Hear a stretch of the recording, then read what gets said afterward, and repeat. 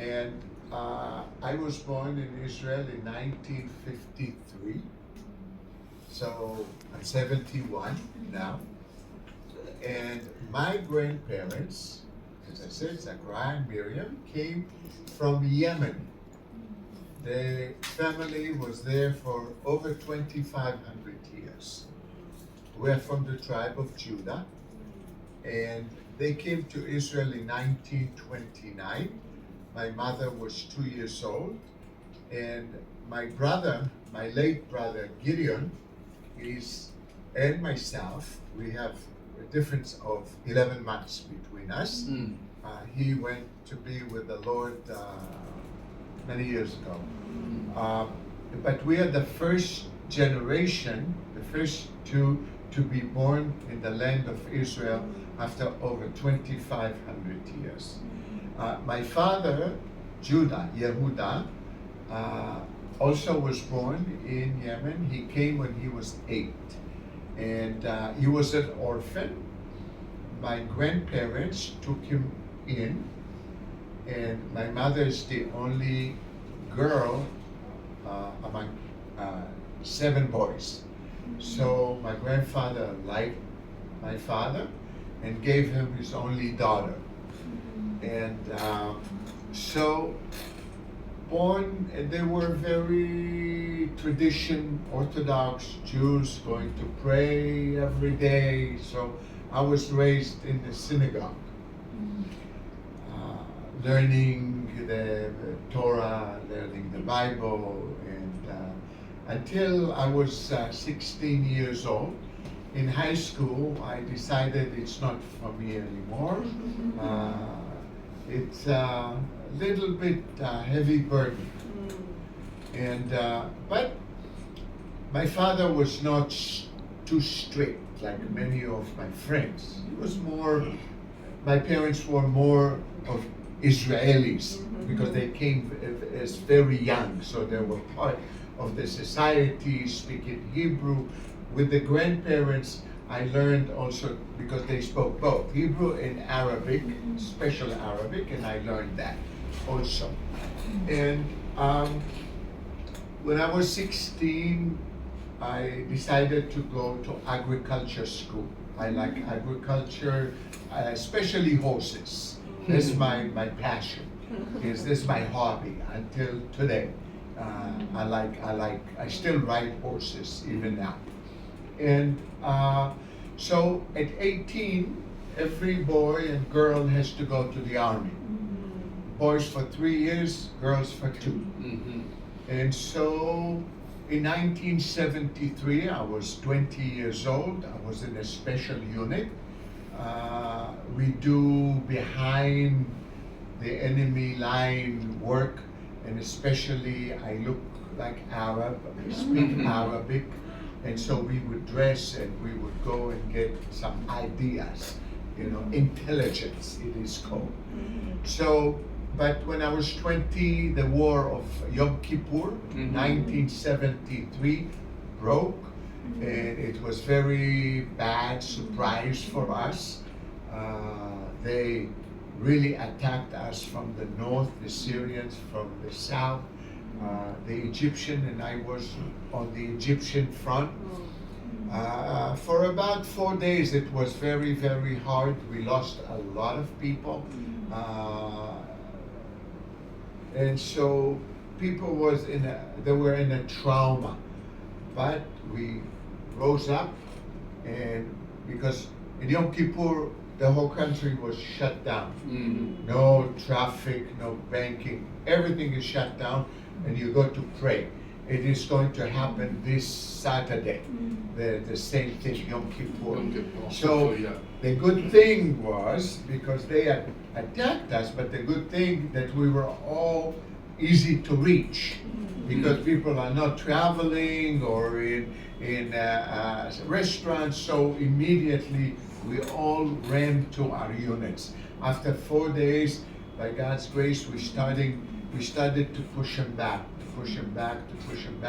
It took us about close to 3 weeks, and we were ready to literally obliterate them until When the Jews lose, everybody happy. When the Jews win, they want ceasefire. Like now. That's exactly. Everybody wants ceasefire, including our friends in America. So what happened is that after that, in 1974, after almost 3.5 years, I graduated from the army, but we were confused.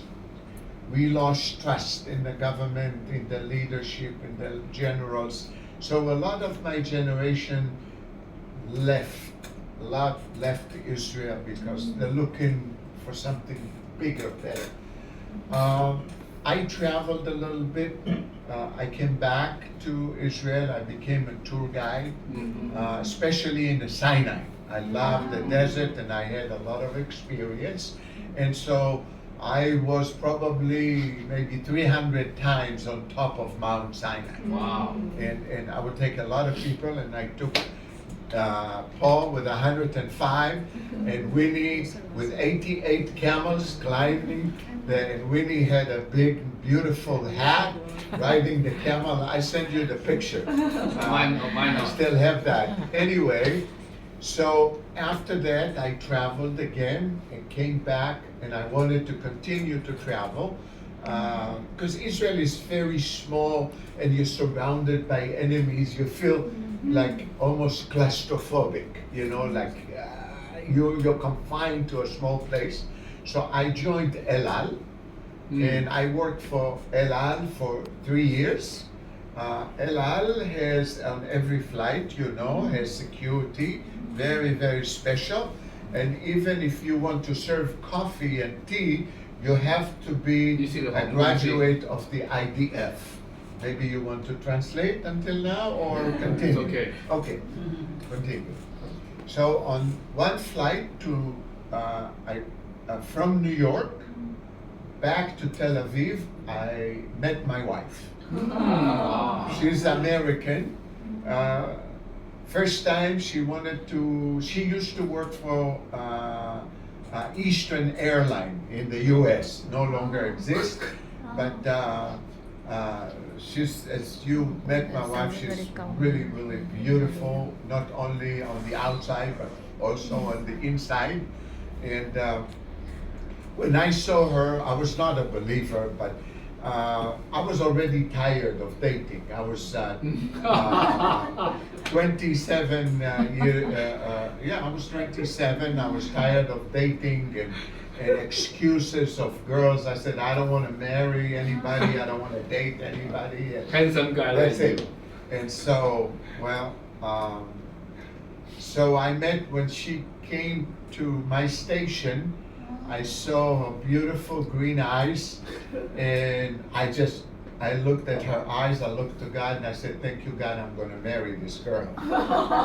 I didn't know her name, I knew nothing about her, but I looked at her eyes, and I knew I'm going to marry her, and I still look at her eyes today, after 43 years, it still moves my heart. Her eyes are amazing, because Jesus said that the eyes are the mirror of the soul. Yes. And when you see the eyes, you know a lot about a person. หนึ่งวันที่ชา So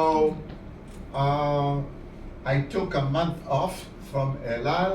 I flew to New York.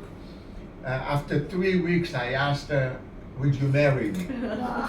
I figured, I saw the beautiful diamond. I want to have her, don't waste my time. So, and 2 months later, we got married. As I said, we married for 43 years. We have 3 beautiful children, 2 girls, 1 boy, and we have 7 grandchildren. And we are very, very blessed. And we lived in New York, then we moved to Los Angeles, and then we moved to where we are in Fresno. She doesn't like it. She likes the big city. She feels good in Hong Kong. She feels good in New York. I feel claustrophobic. I like open places. I want horses. I want the smell of grass and farm. That's me. Anyway, but she followed me, and we live in Fresno. which is by Yosemite National Park and Sequoia. Move forward. I did immediately started a business where I knew best. My father was a diamond cutter and dealer, and my city, Netanya, the nickname is the Diamond City. All the industry was in my city, so I grew up going to the factory. So the only thing I knew is looking at diamonds and hearing about diamonds. People, all the friends and family, and my father extended friendships and so forth. So I opened the business in Los Angeles and started to sell it, and having a great time. And you make good money, and you start a family, you buy a house, and all the goodies that you can have in America. It's so fast. You can buy everything for less than half price in Israel, and easy to qualify for credit and all that. So nice life. So I told her by the time I'm 40, I'm going to retire. I bought a beautiful ranch, and I was building my kingdom. And little did I know, she was praying secretly that God will knock me off my horse. In the what you call it, metaphor. And 7 years later, okay.